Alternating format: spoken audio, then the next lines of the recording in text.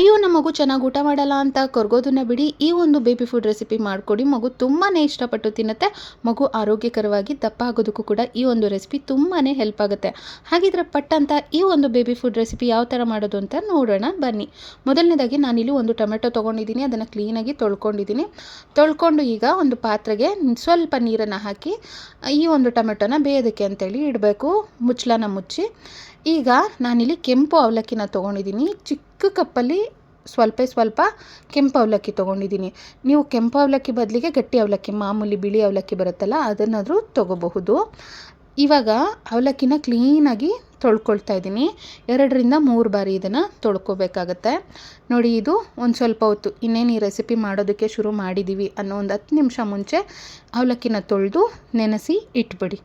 ನಂತರ ಈಗ ನೋಡಿ, ಟೊಮೆಟೊನ ಬೇಯಕ್ಕಿಟ್ಟಿದ್ನಲ್ಲ, ಟೊಮೆಟೊ ನೋಡಿ ಈ ರೀತಿ ಸಿಪ್ಪೆ ಎಲ್ಲ ಬಿಟ್ಕೊಂಡಿರುತ್ತೆ. 5 ನಿಮಿಷಗಳ ಕಾಲ ಚೆನ್ನಾಗಿ ಇದನ್ನು ಬೇಯಿಸ್ಕೊಂಡ್ರೆ ಸಾಕು. ಇವಾಗ ಈ ಥರ ಒಂದು ಫೋರ್ಕ್ ಸ್ಪೂನನ್ನು ತೊಗೊಂಡು ಈ ಥರ ಚುಚ್ಚಿ ಟೊಮೆಟೊನ ತೆಗಿಯೋಣ. ನೋಡಿ, ಇವಾಗ ಟೊಮೆಟೊ ಮೇಲಿನ ಸಿಪ್ಪೆಯನ್ನು ಬಿಡಿಸ್ಕೊಳ್ತಾ ಇದ್ದೀನಿ. ಮೇಲಿನ ಸಿಪ್ಪೆನ ತೆಗೆದು ಬಿಡಬೇಕು. ಈ ರೀತಿ ಸಿಪ್ಪೆನ ತೆಗೆದ ನಂತರ ಮೇಲಿನ ತೊಟ್ಟಿನ ಭಾಗದ ಹತ್ರ ಕಟ್ ಮಾಡ್ಕೋಬೇಕಾಗತ್ತೆ. ಕಟ್ ಮಾಡಿಕೊಂಡು ಈಗ ಟೊಮೆಟೊ ಹಣ್ಣನ್ನು ಸಣ್ಣದಾಗಿ, ಎಷ್ಟು ಸಣ್ಣದಾಗಿ ಕಟ್ ಮಾಡ್ಕೋಬೋದು ನೋಡಿ ಅಷ್ಟು ಸಣ್ಣದಾಗಿ ಕಟ್ ಮಾಡ್ಕೋಬೇಕಾಗತ್ತೆ.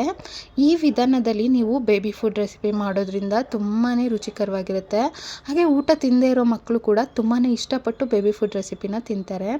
ನೋಡಿ, ಟೊಮೆಟೊನ ಸಣ್ಣದಾಗಿ ಕಟ್ ಮಾಡ್ಕೊಂಡಿದ್ದಾಗಿದೆ. ಈಗ ಸಣ್ಣದಾಗಿ ನೋಡಿ, ಶುಂಠಿ ಅಂತೇಳಿ ಗೊತ್ತಾಗಲೇಬಾರ್ದು, ಮಗುವಿನ ಬಾಯಿಗೆ ಸಿಕ್ಕಲೇಬಾರ್ದು, ಸಣ್ಣದಾಗಿ ಶುಂಠಿಯನ್ನು ಕೂಡ ತುರಿದಿಟ್ಕೊಂಡಿದ್ದೀನಿ. ಸ್ವಲ್ಪ ಕರಿಬೇವಿನ ಸೊಪ್ಪನ್ನು ಕೂಡ ಕ್ಲೀನಾಗಿ ತೊಳೆದು ರೆಡಿ ಮಾಡಿ ಇಟ್ಕೊಂಡಿದ್ದೀನಿ. ಆದಷ್ಟು ಚಿಕ್ಕ ಎಲೆನ ತೊಗೊಳ್ಳಿ, ಬೇಕಿದ್ರೆ ನೀವು ಕಟ್ ಮಾಡಿ ಕೂಡ ಹಾಕ್ಬೋದು.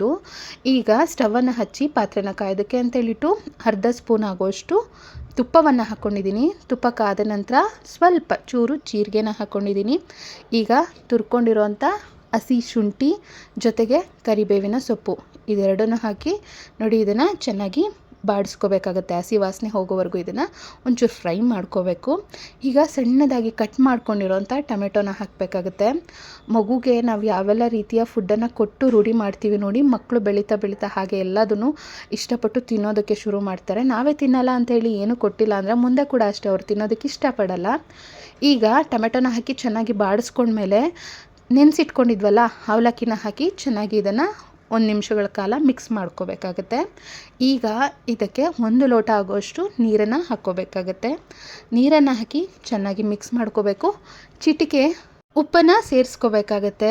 ಸೊ ಉಪ್ಪನ್ನು ಹಾಕಿದ ನಂತರ ಇವಾಗ ಇದನ್ನು ಚೆನ್ನಾಗಿ ಮಿಕ್ಸ್ ಮಾಡ್ಕೋಬೇಕು. ಕುದಿ ಬರೋದಕ್ಕೆ ಶುರು ಆಗುತ್ತೆ, ಚೆನ್ನಾಗಿ ಕುದಿಯೋಕ್ಕೆ ಶುರು ಆಗುತ್ತಲ್ಲ, ಈಗ ಲೋ ಫ್ಲೇಮ್ ಮಾಡಿ ಮುಚ್ಚಳನ ಮುಚ್ಚಿಬಿಟ್ಟು ಕನಿಷ್ಠ ಪಕ್ಷ ಒಂದು 5 ನಿಮಿಷಗಳ ಕಾಲ ಲೋ ಫ್ಲೇಮ್ನಲ್ಲಿ ಇದನ್ನು ಬೇಯಿಸ್ಕೋಬೇಕಾಗತ್ತೆ. ನೋಡಿ, ಇದನ್ನು ಬೇಯಿಸ್ಕೊಂಡಿದ್ದು ಆಗಿದೆ. ಯಾವ ಥರ ಇದು ಕನ್ಸಿಸ್ಟೆನ್ಸಿ ಬಂದಿದೆ ಅಂತೇಳಿ ನಿಮಗೆ ಇಲ್ಲಿ ಗೊತ್ತಾಗುತ್ತೆ. ನೋಡಿ, ಚೆನ್ನಾಗಿ ಬೇಯಿಸಿದ ಮೇಲೆ ಈ ಒಂದು ಕನ್ಸಿಸ್ಟೆನ್ಸಿಗೆ ಬಂದಿರುತ್ತೆ. ಈಗ ಸ್ಟವನ್ನು ಆಫ್ ಮಾಡ್ಕೊಳ್ಳೋಣ.